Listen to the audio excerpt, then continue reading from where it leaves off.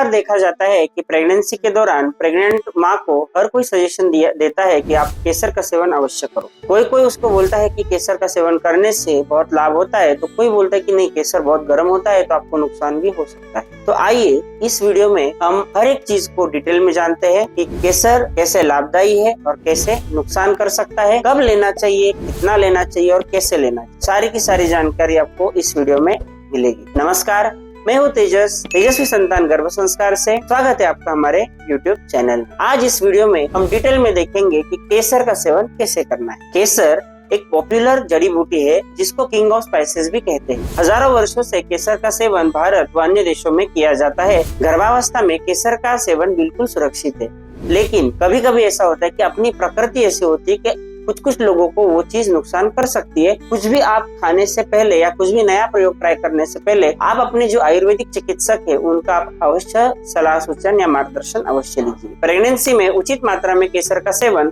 बहुत ही लाभ देता है। अब ये केसर को लेना कैसे है, कितना लेना है, तो आइए जानते हैं। देखिए, रात को सोने से 1 से 1.5 घंटा पहले जो आप दूध लेते हो तो उसमें आप 3 से 4 रेशे केसर डाल के ले सकते हो। इससे आपको बीपी की शिकायत बिल्कुल भी नहीं होगी और आपकी नींद जो आती है बहुत ही गहरी नींद आएगी। माँ को केसर बहुत पुष्टिदायक और बहुत बलवर्धक माना गया है। यदि आप दूध का सेवन सुबह करते हो तो उसमें भी आप केसर का सेवन कर सकते हो।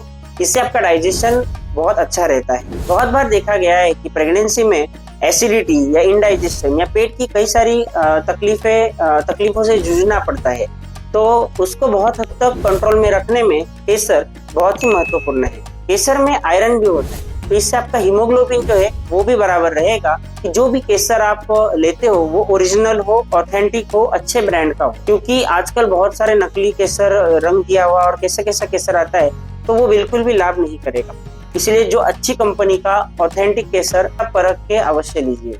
प्रेगनेंसी में अक्सर जो प्रेग्नेंट माताएं होती है उनको पैरों में क्रैम्प्स आना या मसल पेन होना, बैक पेन होना या मूड स्विंग्स होना या बहुत चिड़चिड़ापना होना, तो ये सब क्यों हो रहा है? क्योंकि अपने शरीर के अंदर बहुत तरह के बदलाव हो रहे हैं। तो ये सब कंट्रोल करने में भी केसर एक अक्सर इलाज माना गया है। जो चिड़चिड़ापना होता है तो या डिप्रेशन होता है या स्ट्रेस होता है या एक डर सा लगता है, एक एंजाइटी फील होती है, तो ये सबसे डील करने में केसर एक बहुत ही अच्छी औषधि मानी गई। कई बार आयुर्वेदाचार्य या अन्य जो भी डॉक्टर्स वगैरह है वो केसर का सेवन का सलाह अवश्य देते। और एक बात प्रचलित है कि यदि माँ अगर केसर का सेवन करती है तो बेबी का रंग जो है वो बहुत गोरा होता है।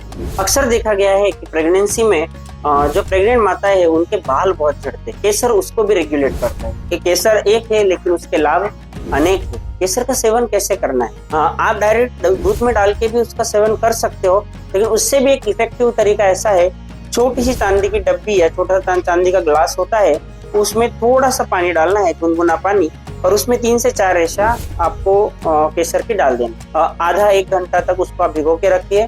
वो पूरा केसर के जैसा हो जाएगा पानी, तो आप उसको बाद में दूध में मिक्स करके थोड़ा ऊपर नीचे करके आप उसका सेवन कर सकते हैं। तो इससे आपको और ज्यादा उसका लाभ मिलेगा।